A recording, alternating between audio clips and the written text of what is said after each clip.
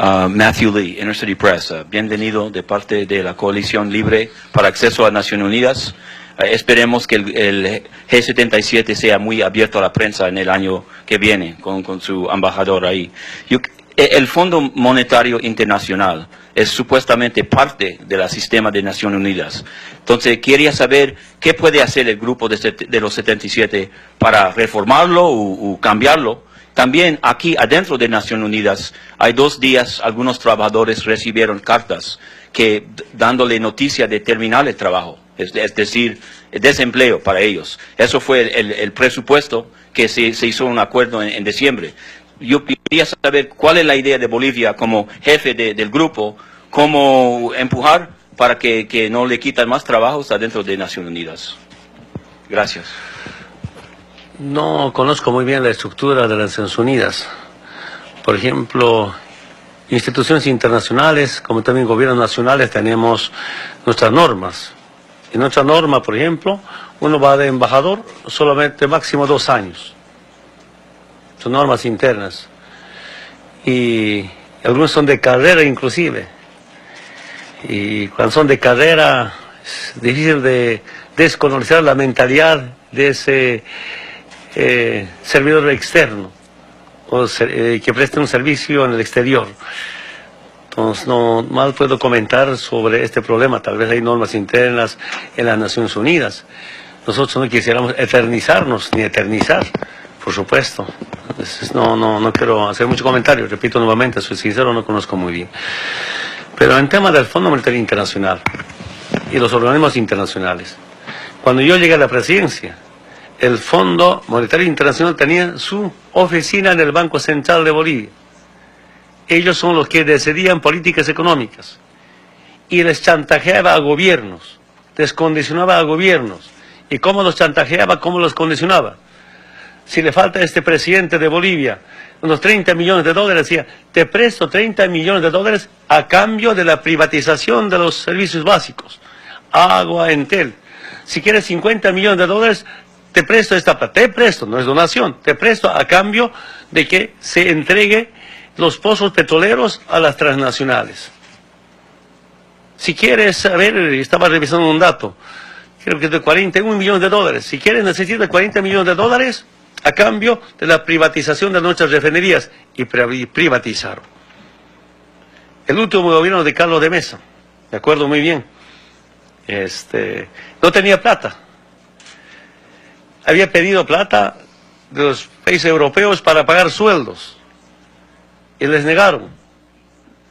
Y finalmente se acercó al embajador de Estados Unidos, el 2003-2004. Y el embajador de Estados Unidos dijo, sí, te presto plata, pero a condición de que usted haga aprobar en el Congreso la inmunidad para los funcionarios de Estados Unidos en Bolivia. ¿Se imaginan? Ahora no decide políticas económicas el Fondo Monetario Internacional. Nuestro vicepresidente decía, antes, ¿quién manejaba la economía nacional? Los Chicago Boys. Ahora son Boliviano Boys el que maneja la economía nacional. Algunos dicen Choquiago Boys, ya no, Chicago. Choquiago es el Departamento de La Paz. Fuera, Fondo Monetario Internacional de las oficinas del Banco Central de Bolivia. Antes, políticamente, ¿quién decidía? El embajador de Estados Unidos, los comandantes de la policía, los comandantes de las Fuerzas Armadas, los ministros de la área política tenían que tener aval de la embajada de Estados Unidos para ser ministro o comandantes. Ahora algunos militares, algunos policías piden aval de los movimientos sociales. Está bien, no me molesto, está muy bien, es el pueblo, ya no es el imperio, ¿no? Quiero contarles, cuando ya he sido presidente electo, el 2005, me invitaron personeros del Banco Mundial, del Fondo Monetario Internacional. Yo no tenía espacio, lugar para atenderlas. Recibían un café, un lugar donde se toma café. Entiendo que ahí, a pulsarme, ¿qué harán ustedes? un poco insinuaban someterme y aquí yo me ruegue, que me preste plata, que me regale plata. Yo dije, aquí nosotros vamos a decidir nuestras políticas económicas. Decidimos, se retiraron, se perdieron una temporada.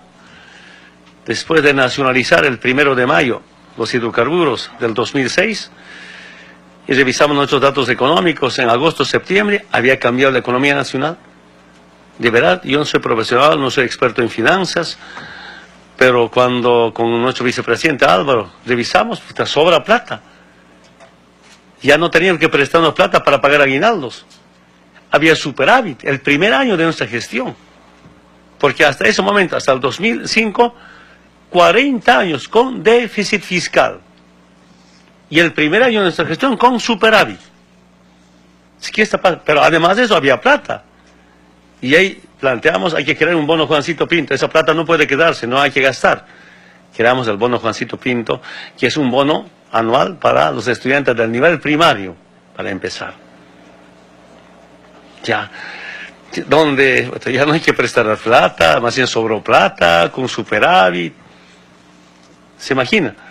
Si ya cuando nosotros decidimos ha cambiado.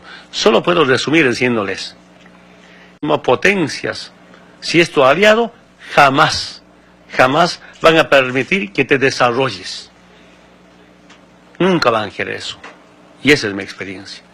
Cuando nos liberamos de estas políticas económicas, nos liberamos de todas las imposiciones políticas que venían desde la embajada, ha cambiado la situación social y económica de Bolivia.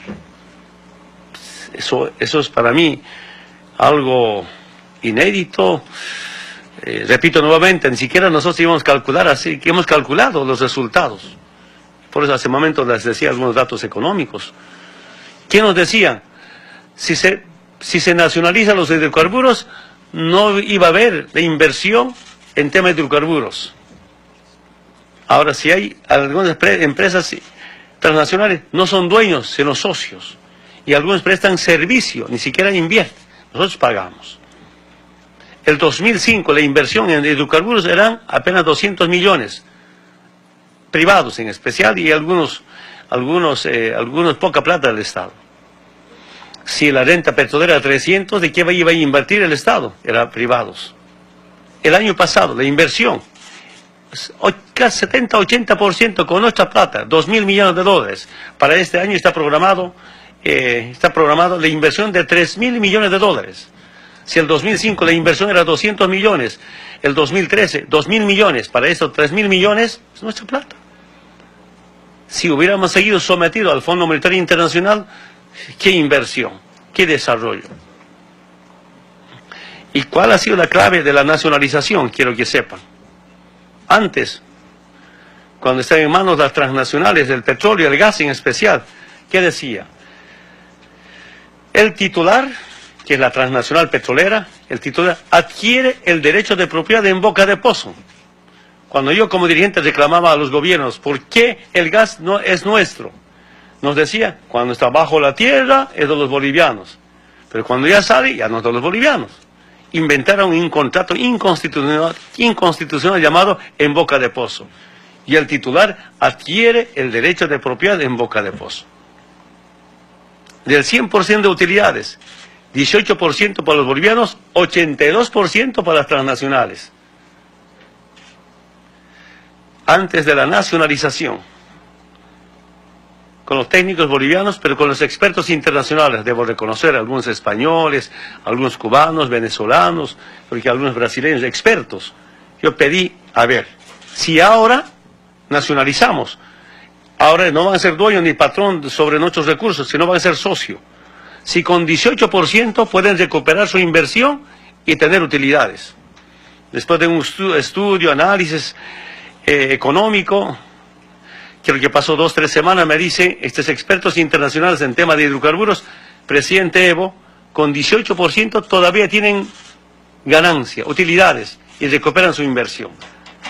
Nuestros técnicos, nuestros especialistas nos decían 30% para las empresas, 70% para los bolivianos. Pero cuando los expertos nacionales me dicen, con 18% recuperan su inversión, Ya no consulta a nadie. Esta historia sabe nuestro hermano vicepresidente. Preparamos el decreto supremo de nacionalización. Si quieren las transnacionales se quedan con 18%, ahora 82% para los bolivianos. Además de eso no hay ese en boca de pozo. Ahora el Estado controla dentro y fuera de la tierra del gas. Eso ha hecho, hermanas y hermanos periodistas, ha hecho cambiar la economía nacional. Totalmente ha hecho cambiar, ¿no? Y es falso que lo digan, que no habría inversión. Creo que era otra forma de amedrentamiento, chantaje al pueblo mediante la llamada. Si no va a haber inversión, que no va a haber, que no van a estar los petroleros. En este momento, los 2, 3, pero la mayor parte de las empresas prestan servicio y no son socios. Petrobras, Repsol sigue siendo socios. Es nuestra experiencia. Repito, no soy experto, pero obligado a entender, saber cómo mejorar nuestra economía.